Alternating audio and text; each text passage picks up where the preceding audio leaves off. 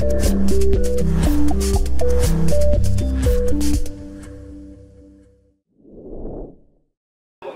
jina naitwa Thabit Darus Faina, mkurugenzi wa uchaguzi, Tume ya Uchaguzi ya Zanzibar.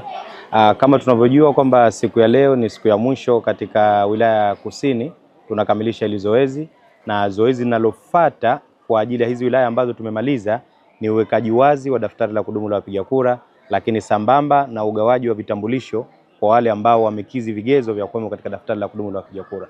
Lakini kuna changamoto ambao wanajitokeza, baadhi ya wananchi ambao wameandikishwa kwa hiari zao kuto kufika ofisini kuja kuchukua vitambulisho.